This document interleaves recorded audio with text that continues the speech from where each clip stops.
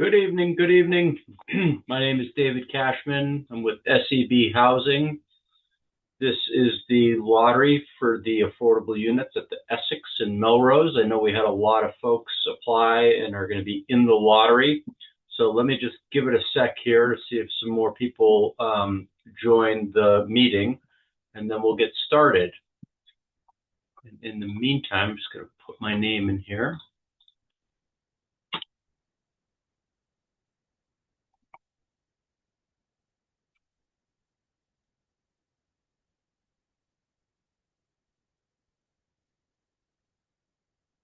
There we go.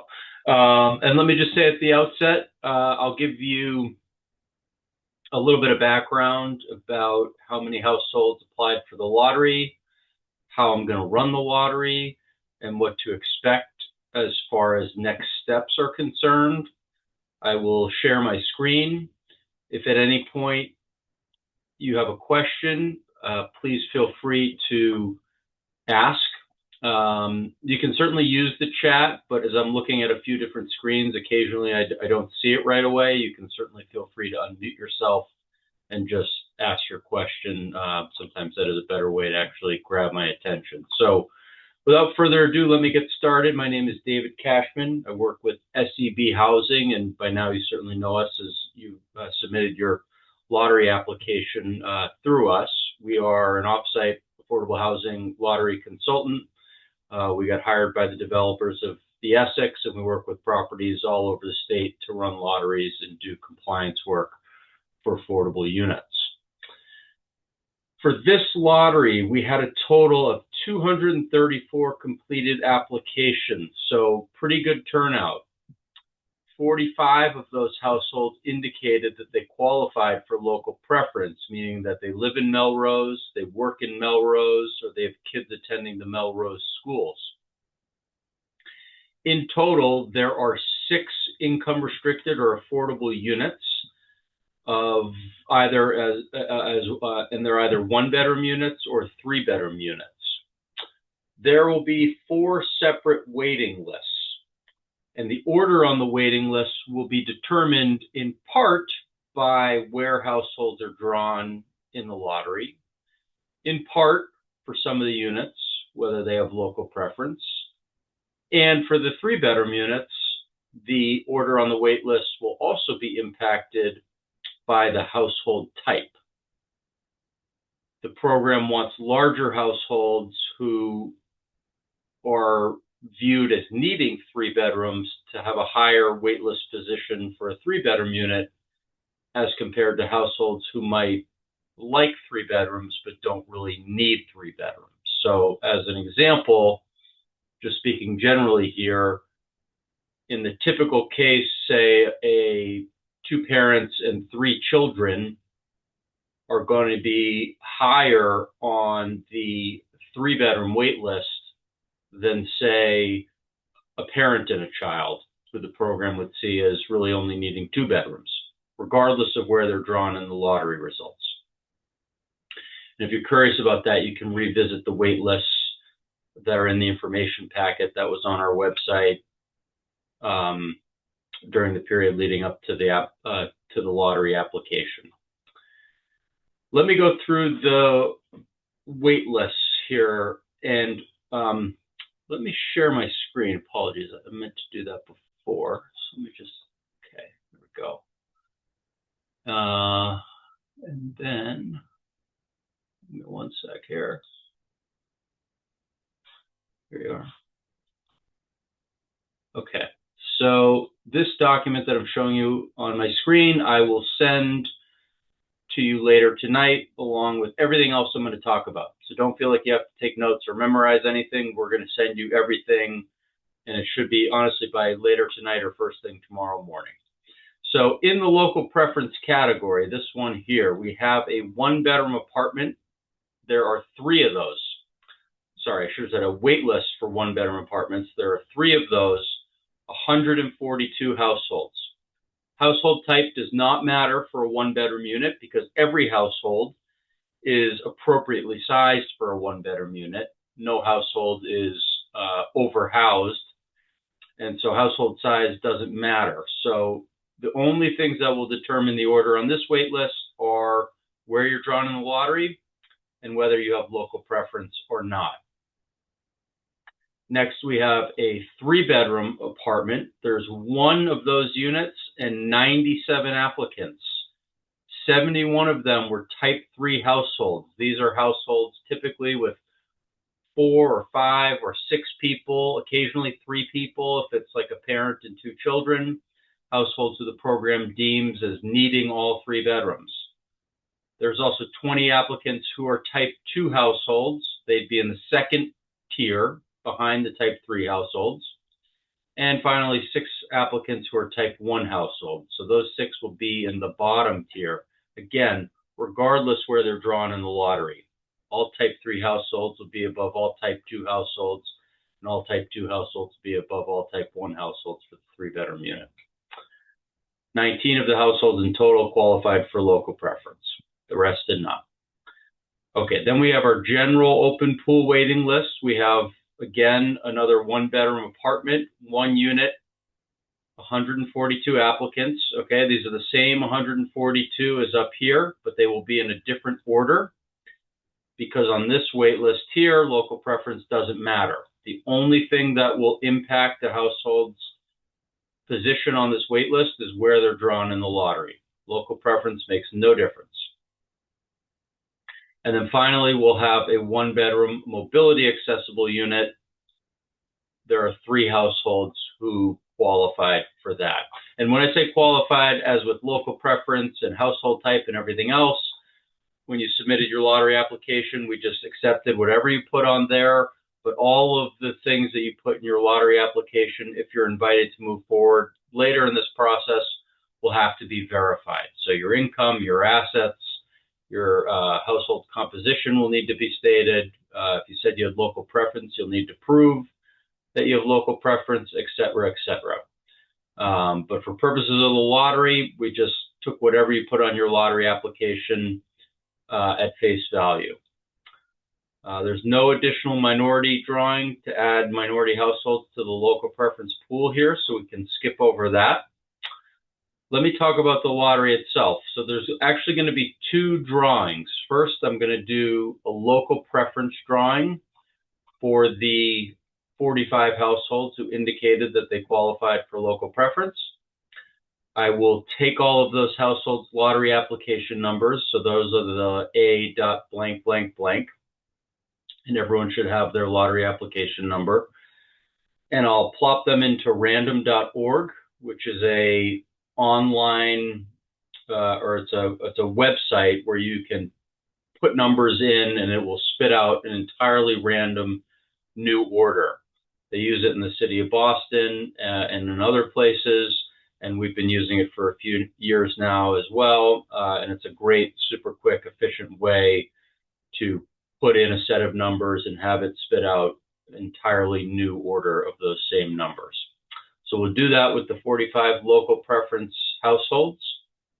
Then I will do a second drawing where I will take all 234 households in the lottery, put them into random.org again, and once again, it will produce a totally randomized order of all of those households. And I'll show my screen as I do it.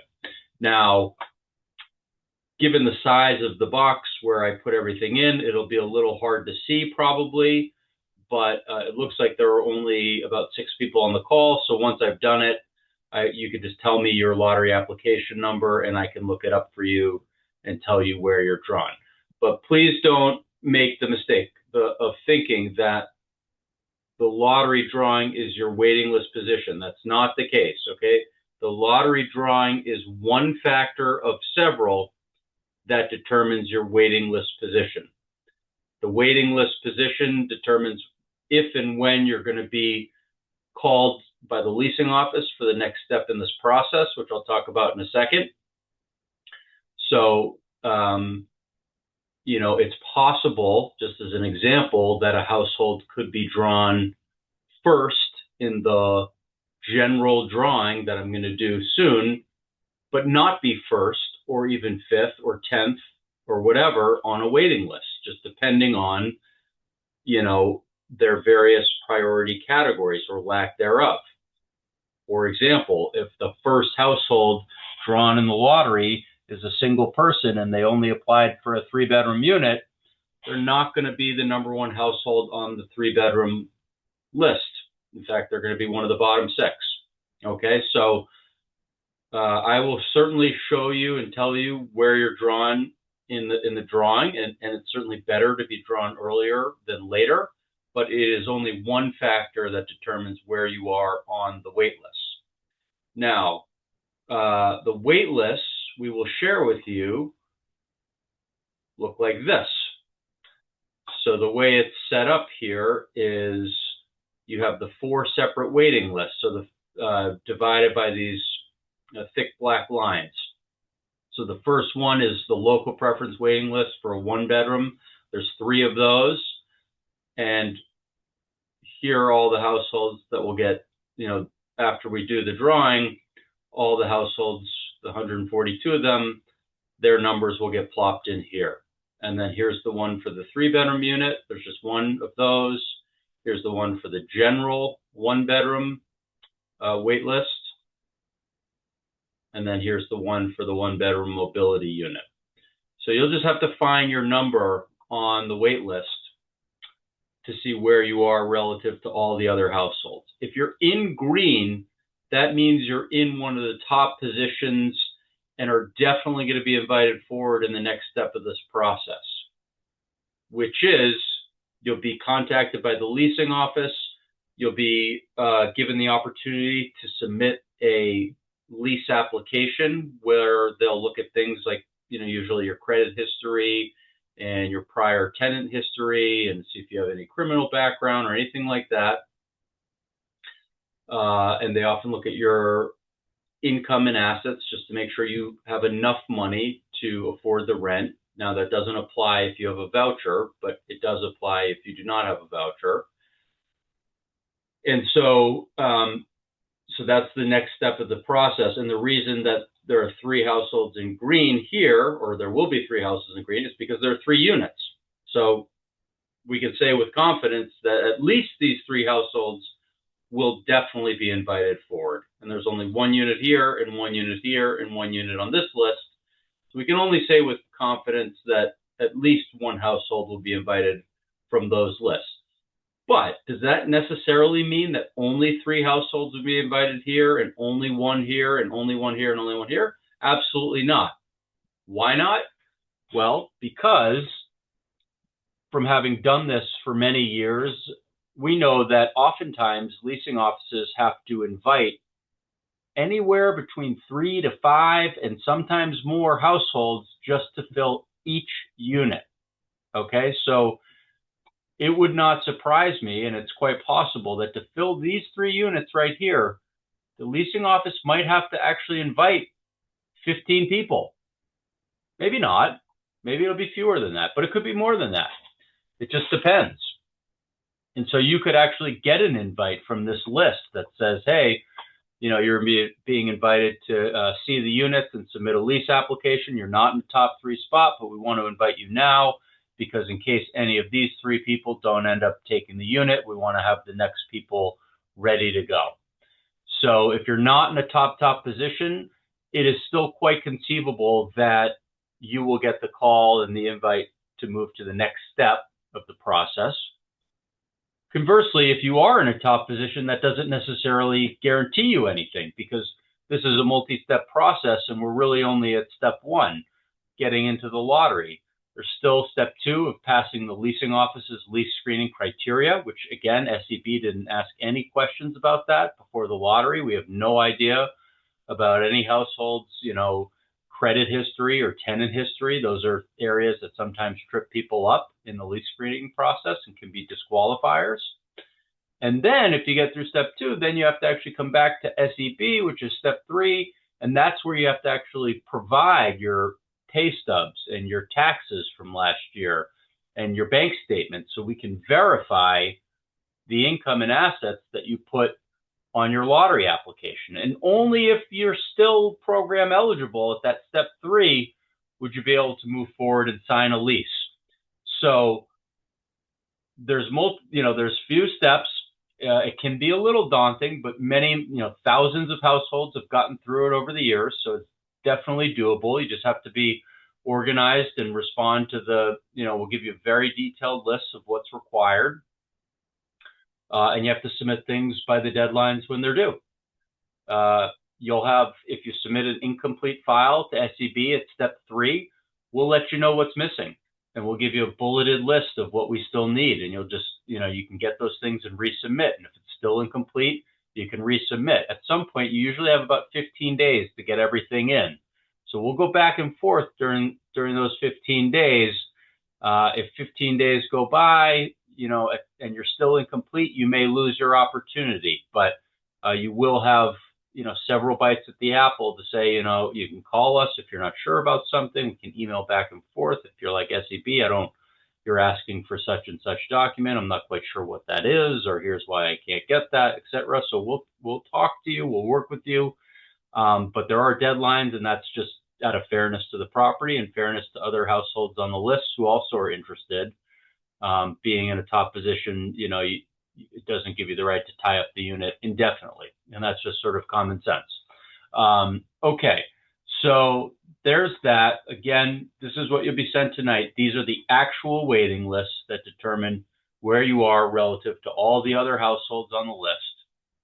You just need your lottery number, which is that A dot blank, blank, blank. You'll find it on the list or several lists if you applied for both 1 and 3 bedroom units. And then you'll know where you are. I would just say as well, don't give notice, like even if you are in a top position, don't give notice to your current landlord. As I mentioned before, there are several steps in this process, and households, don't always get through all of those steps. Sometimes because they're not eligible, or sometimes they decide it's actually not the right opportunity for them. So just be thoughtful about that. Be hate for anyone to, give their landlord notice and then this opportunity doesn't work out, and now they've really put themselves in a pickle because they've given notice, but they're not going to move in here. That's no good. I think I went through all this, so I'm going to minimize that. And again, we will share this with you so you have a chance to read through it at your leisure. Are there any questions before I do the local drawing? And again, this is going to go quickly, but I can certainly look up your number after we've done it and let you know where you were picked. So again, I said there are 45 households. Here they are, all 45. I'm going to copy them. I'm going to put them into random.org, enter my list here, and I'm going to hit randomize. Here it is. I know you can't see that. That was too quick, but let me just do it. Let me save it over here, and then I will absolutely look up anyone's number who wants to know. Just save that now. And then all this. We've got our general drawing. Okay, so we had the 234, I think. Yep, 234 households. If you're wondering why A254 is the last household, that's because there were probably some duplicates in there that had to get weeded out, so that's not a mistake. These are mostly in chronological order, but 238, 239, those must have been duplicates and got taken out. All right, so we've got all of those, so let's put those in here, and we will randomize.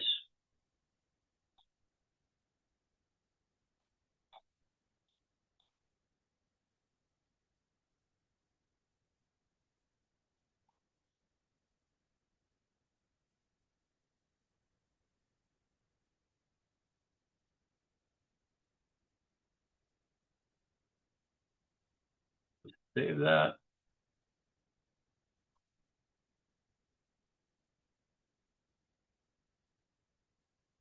Great. All right. Who has questions? Would anyone like to know where their number was drawn?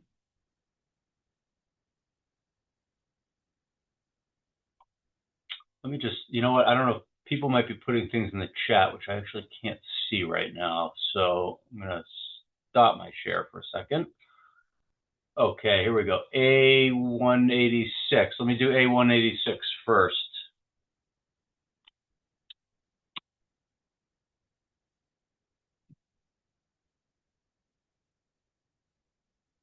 That was 27th on the local drawing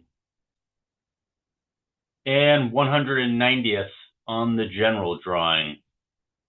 Okay, so A186 was 27th on the local drawing and 190th on the general drawing. Okay, the next one is A164.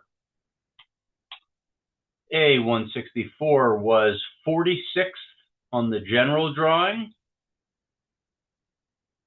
and second on the local drawing.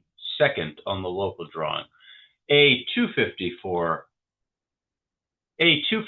was 17th on the local drawing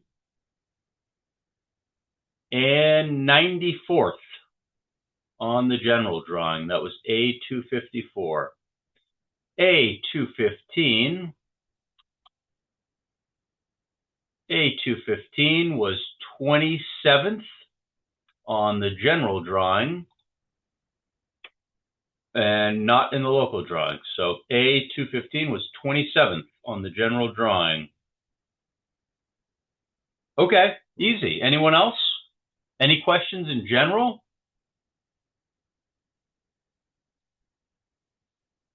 Okay, well, like I said, we'll do the lottery sort tonight. We'll send you all these materials. We're going to give the leasing office's contact information to you all and everyone else who was in the lottery. And we'll give your contact information to them so that they can be in touch with households who they're inviting to move forward. And if you have questions, you can reach out to them. If you are in a top position, you can expect to hear, hopefully relatively soon. Sometimes leasing offices need just a little bit of time to start the lease invitation process. If you're not in one of those top positions, just expect that you may have to wait a little bit, and you may get contacted and you may not. It just depends what happens with the households ahead of you. And then if and when you do get contacted, you can see what the available units are, submit the application that they ask you to submit, and hopefully you're lease eligible and can move forward in the process. So that's it. Thank you, everyone, for your interest. Wish you all the best of luck. And I will end it here if there's no questions. So thanks, everyone. Have a great night.